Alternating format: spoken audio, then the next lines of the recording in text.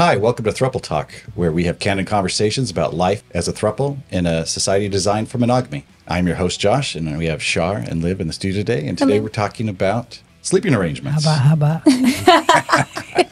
Say it. Yes. Yeah. The question everybody really wants to know. This is going to be a fun episode. That's like, is it one of the most asked questions that we get? How do you guys do this? I think it's the question everybody wants to ask, but very few people actually do. Yes. I know that when I met you, that was a main thing. I was like, how do we sleep? Like, what's going on?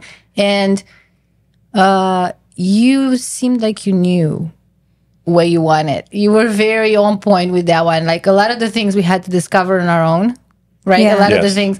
But this one, you're like, oh yeah, no, of course. I sleep with you one night and we share one night. That's how we do it. Of course. I'm like, oh, okay, of course. Of course. I mean, I'm sorry for asking. You both are going to want one-on-one time with me. So one will get it one night and the other will get it the next night. How did you get to that? Was this something that you thought of? Was this something that you heard from somewhere else or what? No, it's just something that came to me. It was just like, it felt like everybody wants one-on-one time, you know? So it's like, it's impossible to all be together all the time and get that one-on-one conversation and talk and stuff. So it's just what's felt natural at the time. I think most, the few thruples we've seen or met or whatever, I think they just always sleep all together all the time. And then they have a hard time getting that connection one-on-one. I've seen that too. Yeah, like they're always together. They sleep in the same bed. There's no separation at all. Yeah. I mean, that's okay. I mean, yeah, it's a very personal thing. It is. That's what works exactly. for you. That's what I mean. It's fine if that's what works for you and you want to sleep together all the time, but we don't do that. Not all the time. Not all the time. Yeah. But we did change it up to recently where we started sleeping together on the weekends. Yeah. So that's nice. I like that. Right. Yeah. So before that, we would sleep together if we would go out together, all of us. Right. That was definitely a thing. If it was like a throuple date night, we'd all spend the night together. Yeah. Holidays, special occasions, birthdays, stuff like that. Yes. Yeah. But I like this rotation. It's because we're together on the weekends, and then it still gives us chances for one-on-one throughout the week. Yeah. It works pretty good. I also just enjoy moving because I'm the one that goes from room to room. Yes, right. So we should mention that we have 2 master bedrooms, and they, I don't want to say belong to, but they belong to Shar and I. I'm going to say it. Yeah. And you're the satellite. You move from one bedroom to the other. Yeah. Like if it's my night, you sleep in my bedroom with me, and if it's Shar's night, you sleep in her bedroom with her. But technically, you have 2 bedrooms. Correct. Yeah. And I have stuff in both bedrooms. All my clothes are spread out and in both master closets. Which gets confusing. Very confusing for me. I'm always running upstairs, downstairs, trying to find my clothes. I don't like that. That's the main downside. You're getting better at that. At the beginning, when we first moved here, it was a lot. I could see the stress on you, trying to figure out where's your jacket, where you left your stuff, where you're supposed to be. It was really hard. Where's the gym bag? I spent a fortune buying double of everything that I use every day. Like I have two everything, 2 razors, 2 of every cologne, 2 of every. So it doesn't matter where I am, I have something. But sometimes it gets like even both things will be put in the wrong room or something. That's the only time I'm running up and downstairs like. But yeah, I mean, every outfit I have 2 of. Every pair of shoes I have 2 of. Like that, I hate going up and down stairs. This is why, we have a dream of having this amazing house where we can custom build it, where we can have a central area with our showers, right? A shared master bathroom. Yeah, that's my biggest dream right now, just to have a central closet for Josh. In a ginormous shower where we can all shower if we want to or need to, or we're in a hurry. Yes. And then from there, that central area, and then 1 bedroom and a 2nd bedroom. Yes. That would be good. That would be the dream. That is the dream. That is the dream. Yes. Yes. But I do like going from room, changing it up for me, like going the room this night, the other one. I don't know. There's something about it to me that I like. I find it refreshing. I'm not just sleeping in the same place every night.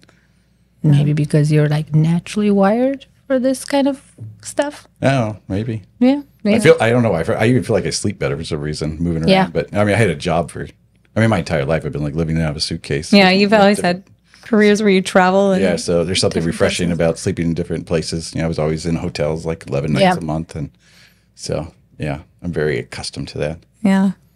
That's good. So Is it for everyone? Maybe not. That's like that. I'm going back to people that thruples that actually sleep in the same bed all the time. Maybe it's not for everyone to have to do it the way we're doing it. But for you, it works, and I think it would work for me too. I would like the variety of changing from one bedroom to the other. Yeah. Mm-hmm. It was one of the things we should probably tell the listeners about. One of the biggest things we learned is we were sleeping together is the blanket situation. Yes. Oh my God, yes. Yes. We should probably share our solution. There are so many things that we've encountered and we had to fix. Yes. The blanket, definitely. I think Shar was the one that fixed it for us. I did. Do you want to share? Yeah, so when you have the three people, like the person in the middle gets way too hot and then they're trapped. Like there's no way to get out without waking everybody else up.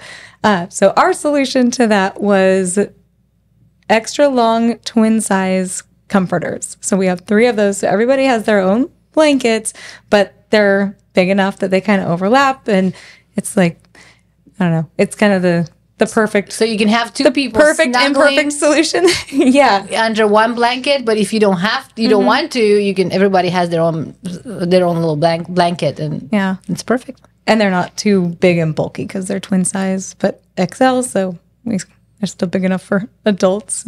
Yeah, it works out perfect. Yeah, we each have our own little blanket. Yep. We love our blankets. Yeah. And I'd say something else too. When we first all started sleeping together, I was always in the middle in the beginning, and it seemed like that was the spot for me. But I was like, after a while, I felt I did like being in the middle. Like I get up all the time. It's really hard to get up from the middle. Yeah. And then Liv never gets up. She lays down. She puts her earplugs in and mask on. And you don't see her for 10 hours. Which he is jealous of me for. I hate it. I loathe how well she sleeps. Never gets up. I just like my mother used to say, just die. I die. I'm out.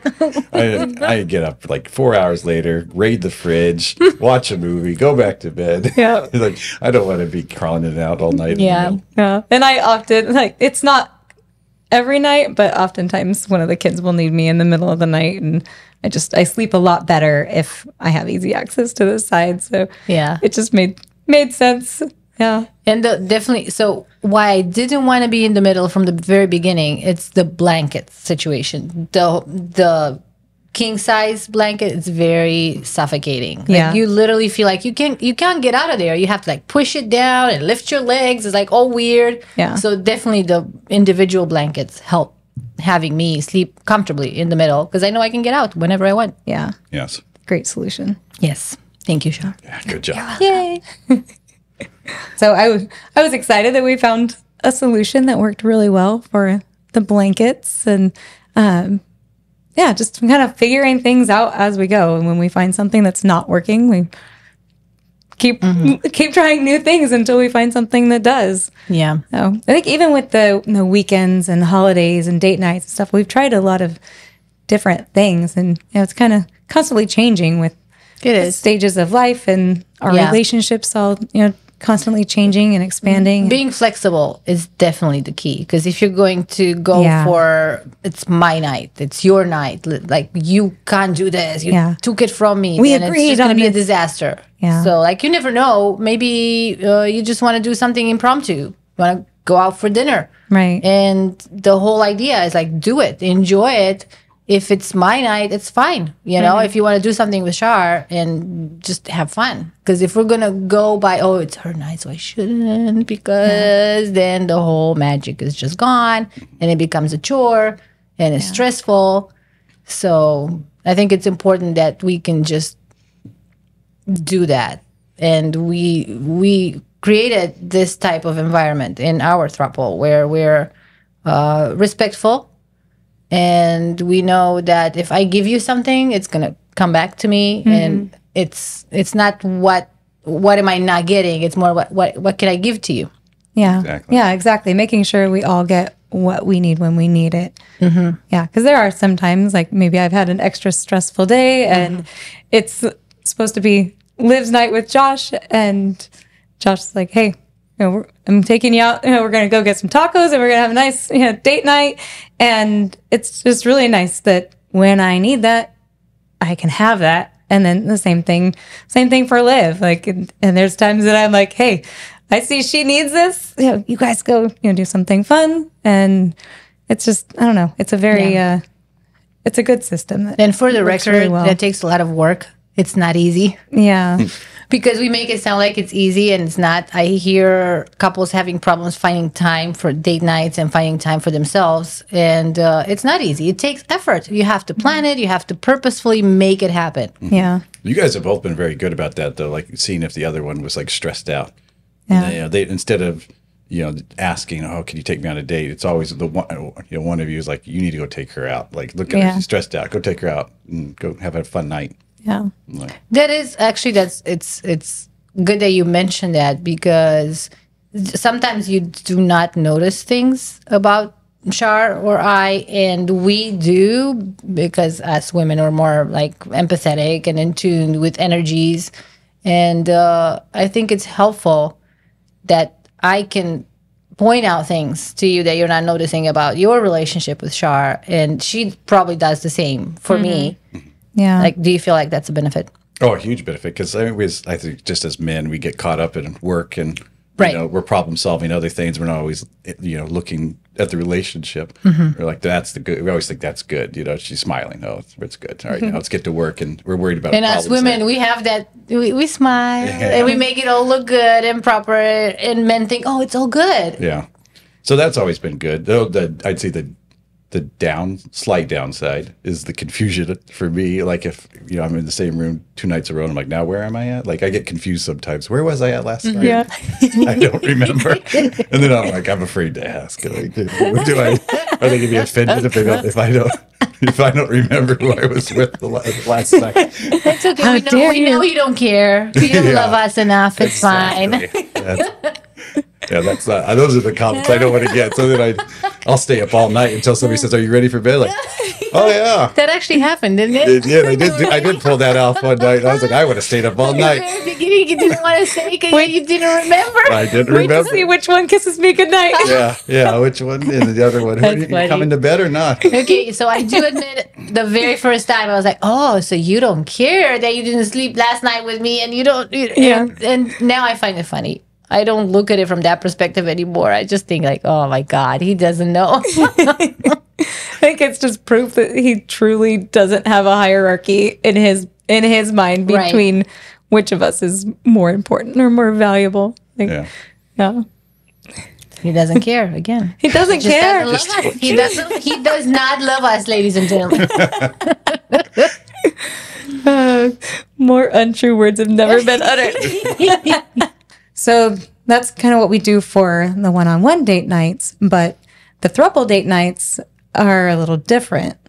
When we first started out, we would all go out together, we'd have a great night, and then there were times that we didn't really talk about what we would do at the end of the date night, and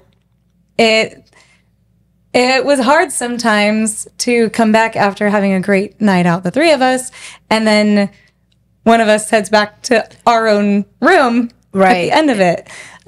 So after just a couple times of that happening, we all talked about it and figured it just made more sense. I think all of us were like, let's just plan on spending the night together anytime we go out. If we mentioned that before, but I think briefly we did in our intro episode, we started it as a V dynamic. And we were we're split, right? It was a lot of differentiation between whose night it is and what we're doing, and we were trying to be so fair and so equal and so. And I think as we progressed to Throuple, we got better at sharing more nights, more date nights, more everything. That's a good point. Yeah. Yeah, because it was very much you and Josh and me and Josh. And if you go out and it's your night and you all go out, I don't want to take your night away from you. I'm not going to say anything like let's spend the night together, or three of us. What if I'm going to offend you? What if you wanted to have a special time with him? And now we're better at doing that because we know we want to spend time together. So if we go out, all three of us, we're just going to spend the night, all three of us. Yeah. Yeah. And even weekends, like recently we implemented where Friday night and Saturday night, we're always together, whether we're all going out together or not. And I think that's really helping to strengthen the throuple dynamic too. It's like, because you need that one-on-one time with each person, but you also need that group. It's very complex. Like, I'm seeing how this is not for everyone. It's like a multitude of relationships within one relationship. It's like me and Josh, me and Shar and Josh, all three of us. There's like, it's a lot. 4 different relationships. Yes. I like it. To me, that's something that stimulates me to the right level, that to make me feel like I'm fulfilled. Yeah. But I can see how that would be too much for some people. I think it's important to mention that. Yeah. It takes a lot of intentionality and introspection, figuring out what you want.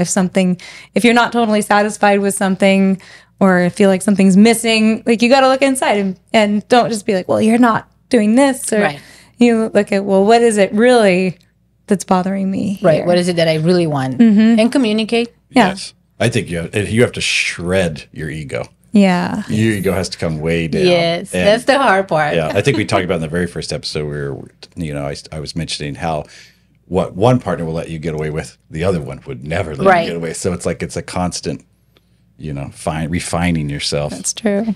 To be good enough for both relationships. If you want the easy way in life, do not get in a trouble. It's not the easy way. But it's so worth it. It's worth it. If you can hack it, you don't mind it's not for everybody. The self-development. Do you have what it takes? Yeah. I mean, if you have that deep desire for like multiple deep relationships, it's worth the effort. It's worth the work. It is a lot of work, especially. It's inner work too. It's mostly inner work. Yeah. And I hear a lot of people like you and a lot of people that I met that are not non-monogamous, that are saying, I need more interaction, I need meaningful conversations, I need depth. And relationships out there right now, and people, most of the people out there right now, they don't have that. And there's a lot of people that are seeking this. And I feel like that's what you need. You need to be in a throuple. You need more people, you need more interaction. You need to force yourself to get out of your comfort zone and see who can you be? Who are you really? And you're not going to find that in my opinion. Okay, you're not going to find that in a monogamous relationship. There's no stimulation. There's not enough stimulation there to make you feel uncomfortable, to push you. Plus, I think some people get into maybe polyamory because their relationship they're currently in isn't going as well as they would like it to be, and they don't realize by just adding a new relationship, now you just have the same problems in another relationship. Right, you're recreating your bad behaviors in a multitude of relationships. Whatever your bad baggage you're bringing into the current relationship, you're just going to bring it to the next one, so that you have to have that inner, you got to do that inner work first before. Well, you're the common denominator, right? Correct. If one relationship goes bad after the other, you're the one that's making that happening. So look at yourself. Exactly. Yeah. I was thinking about the, back to sleeping arrangements. I just thought we need this one-on-one time because sometimes we have things at the end of the day we want to discuss, And I remember one of the first times we were all sleeping together back in California before we moved to Texas. Me and Liv got in a heated argument that night. And I'm thinking in the back of my mind, in the middle of trying to win an argument, that I'm thinking like, how is this going to work with me and her, having this argument and Char's here. But actually what happened is Char was so quick to throw out who was being ridiculous. It's like, and then it's like, now there's a judge. With that one, I pointed out how you both were being ridiculous. Yeah. But then all of a sudden it's like, so we have to fight fair? Why are you fighting about this? This is not even something to fight about. So now you're admitting you are not fighting fair.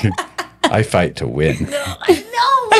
You both fight to win. I'm like, but what are we trying to win here? I'm nicer. I'm nicer than he. I'm a Marine. If you're not cheating, you're not trying. I'm the better twin flame, okay? I'm here to win wars. Unbelievable. You're lucky I'm so nice. You're lucky I'm so patient. Wow. Okay, you're right. You are very patient. I'm not patient. I'm nice-ish. You're patient. Both true statements. Yes, it does.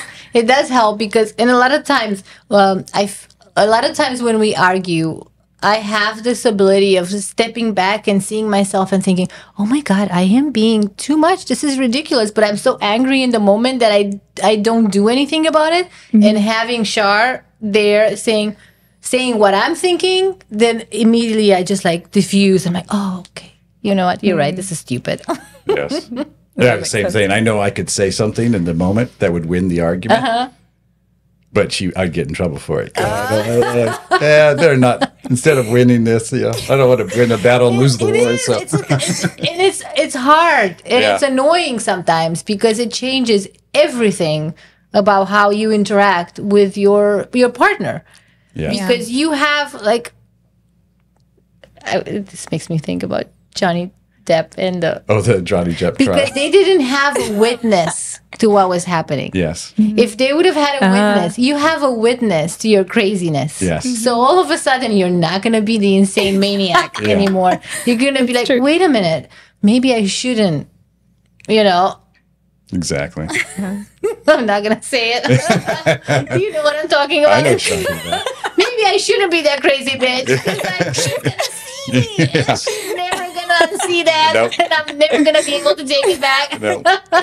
Well, I like this conversation because it kind of makes me sound like quite the little angel.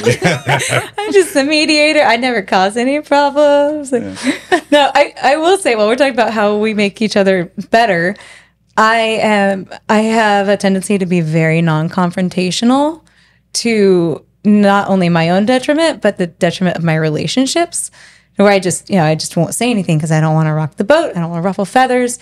But seeing the dynamic between Josh and Liv and how they are capable of disagreeing and even like going at it sometimes in ways that made me very uncomfortable, I could see how they could work through things and after that become even closer, like their relationship would get even stronger. So that has helped me to find my voice more than I ever have.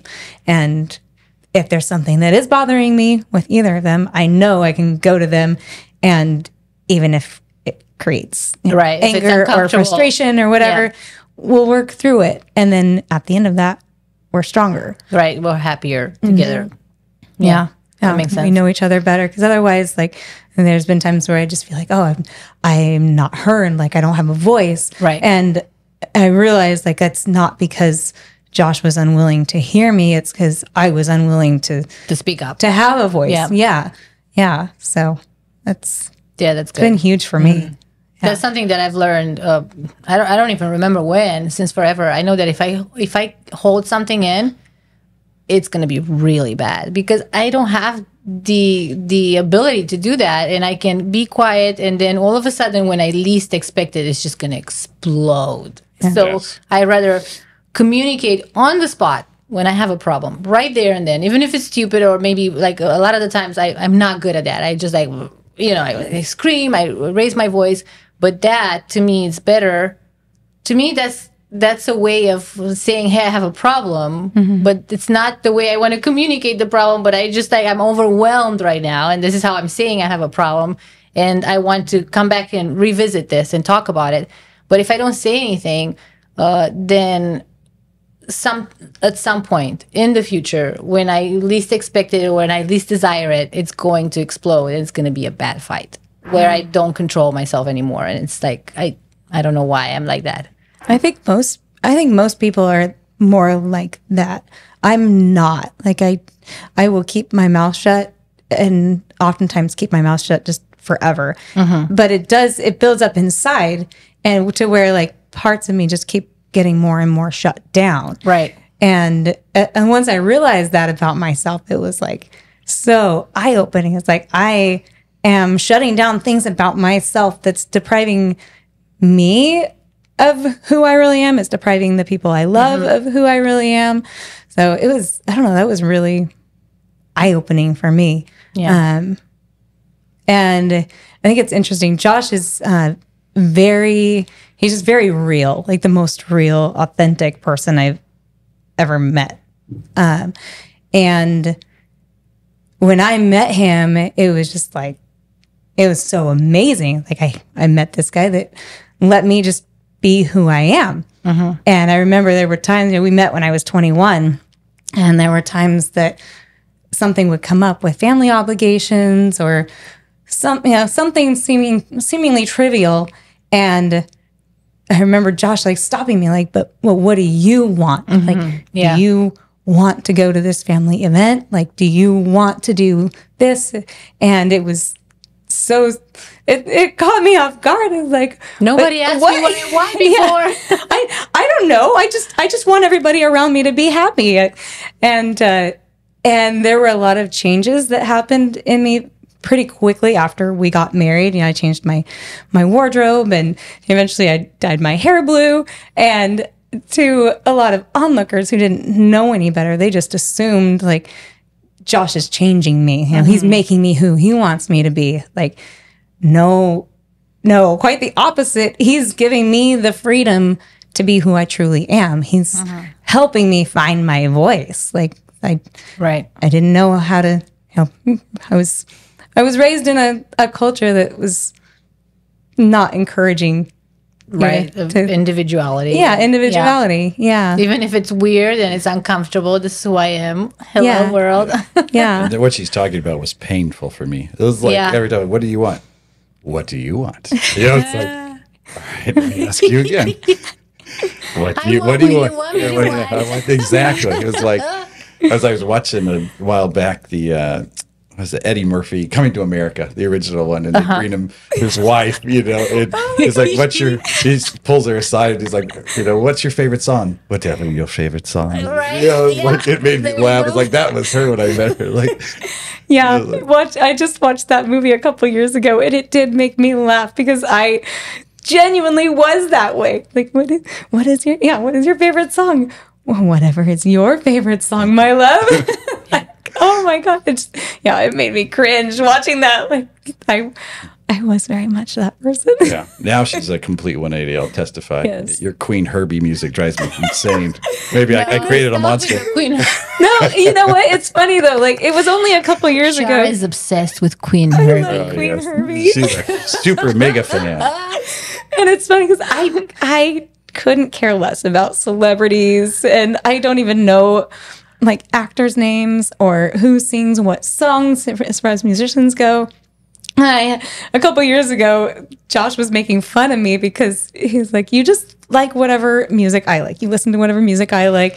Like, I bet there's not even anybody that you would see in concert. Except for Queen Herbie. By yourself, without me, like, or without, somebody to go with you. You go, I love music. I love concerts. But I usually go for other people. And I'm like, I would go to Queen Herbie by myself. Yeah. That's how I dragged her. I will drag her to the flamenco show. Yes. She's like, it's good. I'm like, I'm going. I've never been to flamenco. I might love it. Love it. She will love it. In hindsight, I'm like, what did I do? Now I have to listen to Queen Herbie. I had the setup. It was so I could listen to any music I wanted all day in the house. Punk rock. I love your music too. He comes into my office. He's like, what are you listening to? Yeah, punk rock, no. Yeah, no. And the Queen Herbie thing wasn't even on purpose. It was like I started compiling this like playlist of songs that were speaking to where I was at the moment. Yeah. And since he made that comment about like, you don't even know artist names, I've been trying to be more intentional about if I hear a song. Now she knows to see what you did. Yeah, I checked to see who the artist is. And then there were several times I was like, who is this? Oh, it's Queen Herbie. Oh, that's Queen. Oh, gosh. I kind of like this. On Saturday, while we were getting ready to go out, I was up in the closet doing stuff, and she was in the shower. And she didn't know I was in there. I thought he was downstairs showering. I heard her playlist. That's funny. Dear Lord, what is this? I was like, that's her jam. Well, you talk shit about my playlist too. What was it? What was it that you were saying about my music? It doesn't even have lyrics. It's just. I know. It sounds like robots having sex. What I like. Yours is just screaming, like just some dude screaming on a song that is not even his. They just steal songs from everybody and just like. It's called a cover. Yeah, thank it's you. Not stealing. I'm gonna go with no. I do love the cover bands. Yeah, I do too, as long as they're not whatever genre is it that you listen to. That abomination to the human hearing. So none of us agree on music. Listening. And we're still making it work. Somehow. There's a lot of we make our own arguments. music. There's a lot of arguments about playlists, for sure. We do make our own music. What was that? Was that a saying? Like playing to the beat of your own tune? Beat of your own drum. Playing to the beat of your own We're playing to the beat of our own drum. How do you our own Throuple drum. How do you say it in your mother tongue? Is there a Romanian shit? No, there's that? not. Not for this one. We only have sayings about goats. Goats Back and grapes. in my Goats, village. neighbors, grapes, and that stuff. Yes, I'm sure we'll share all those lovely sayings with our Yeah. listeners. Well, I think we should wrap this one up, but It was wonderful. it was great. Thanks for Yes. joining us, talking about our sleeping arrangements. Tune in for our next episode where we're going to be talking about the fear of loss and relationships. Being replaced. Yeah. The fear of loss and being replaced in relationships. Yes. Join us. See you then. Thank you. Bye. Thank you for listening.